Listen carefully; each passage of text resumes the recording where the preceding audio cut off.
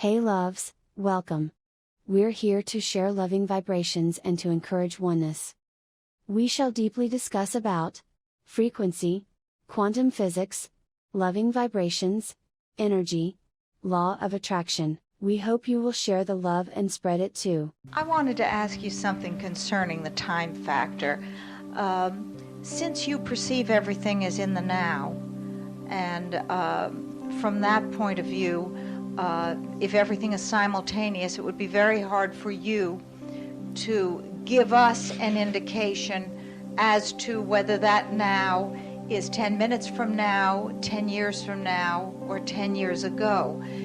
Assuming that everything that every block of thought that you pass through Esther's bank is interpreted by Esther. If words that she doesn't have within her knowledge, you will not use. Languages that she doesn't have within her memory bank, you would not use because they wouldn't come out of her physicality. We use no language. We are offering a pure block of thought. And she translates it. Correct. Yes, that's what I meant. In other words, whatever comes through. Now, you, from the perspective of simultaneous time, are sending a block of thought to Esther, who lives in linear time that is also, I'm sure, altered by her prejudices about what time is, her fears. Does that make it that much more difficult for all of us to interpret that time as a specific date? Certainly.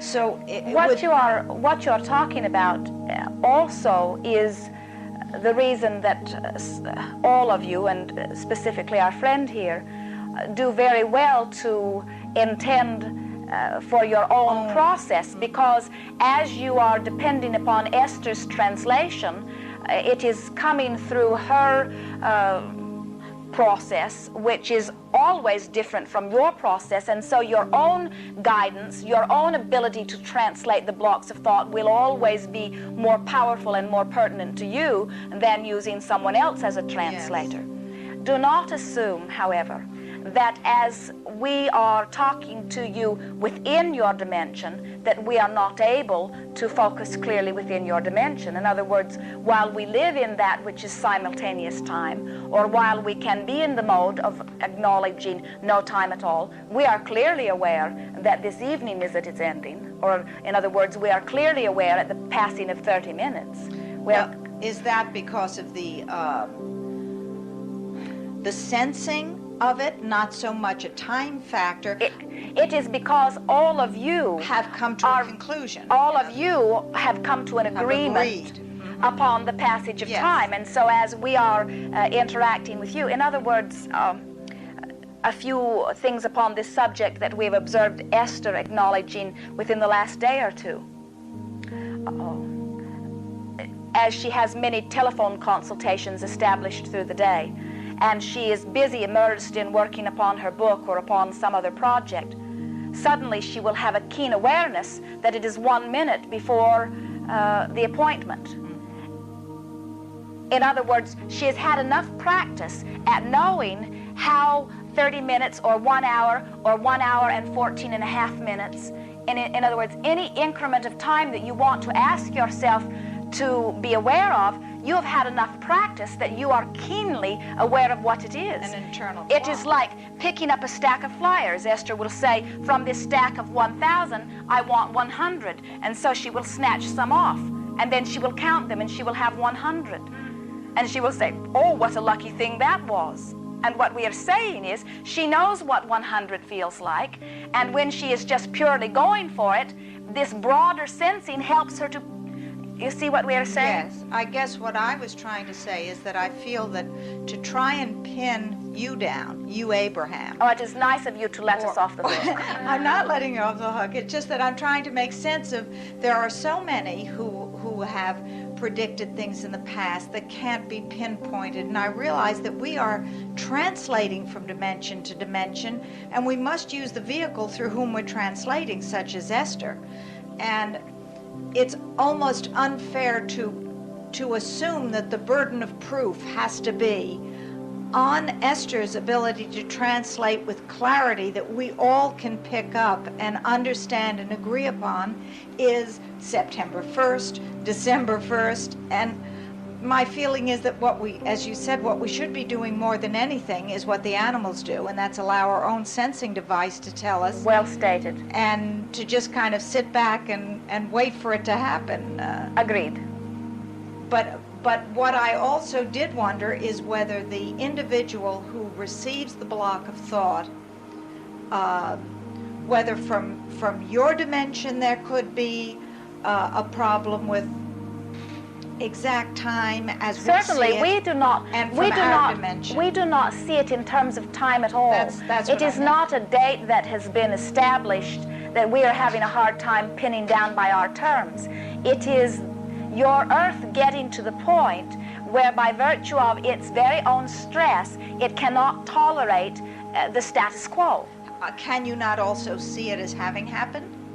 In other words, if all things are simultaneous, isn't that what the prophets or prognosticators in effect are seeing? Every now and then somebody will say, I literally see the earth exploding. Now, if time is simultaneous, isn't there some area in which you can see what is to happen as already happening? Just as we can, what happened in the past is happening in the present as well, from another space and time standpoint. If we look at a star, we're seeing that star as it was billions of years ago.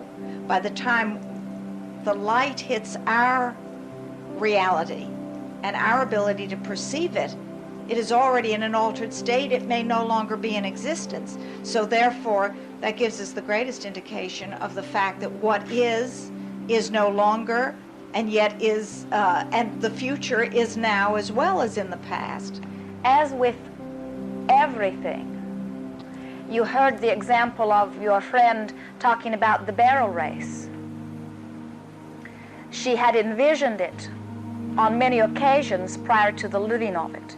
And so certainly the creation of the earth, the evolvement of the earth, the realignment of the earth has all been envisioned. It was all set into motion before you will have the exact physical experience of it. In some cases, those who are seeing an exploding earth are seeing that which has occurred before, for realignment is a fact of life. Or are they also seeing the intent of it?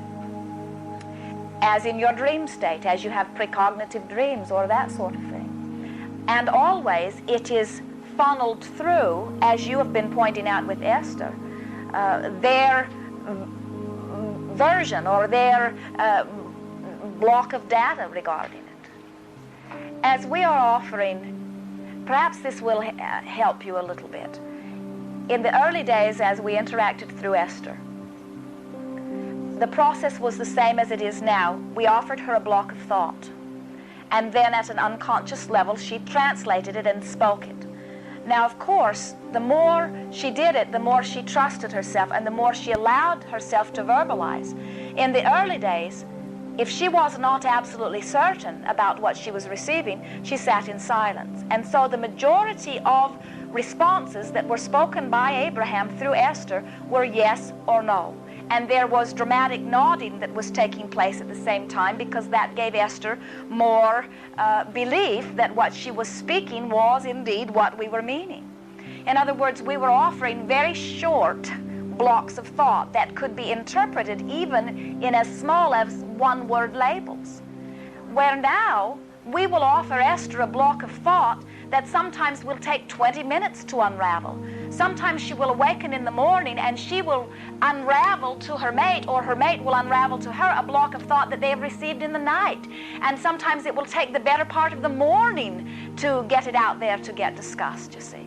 And so two factors are involved. One is our ability to offer the block of thought. But the greater factor, as you are speaking about, is Esther's ability, or any receiver's ability, to Now translate and speak the block of thought. And you are absolutely right that the body of data within the individual is going to color, in a sense, the information that comes forth. That is the reason that many beings who are receiving blocks of thought from their non-physical counterparts are writing Bibles where everything is couched in very religious terms, because that is the data, that is the only way they have of interpreting it. Esther's sister called on Sunday evening and said, "We are having a crisis with your niece or her daughter. She believes she has had a revelation." And the revelation was in very religious terms, extremely religious terms. The one Jesus has appeared to her and has absolved her of all sin, saying to her, you are a good girl. Everything is going to be all right. Now, they committed her to a psychiatric hospital. They were so convinced that she was having some sort of delusions, when all that was happening was out of a great feeling of guilt about something she had done. Her inner being came to her aid, very much as you might be rescued from an automobile accident with divine intervention, and said to her, "No, sweet one, you are pure and you are whole, and all is well." But through her awareness, the words that she translated were Jesus spoke to her and gave her some very specific information, you see. Now,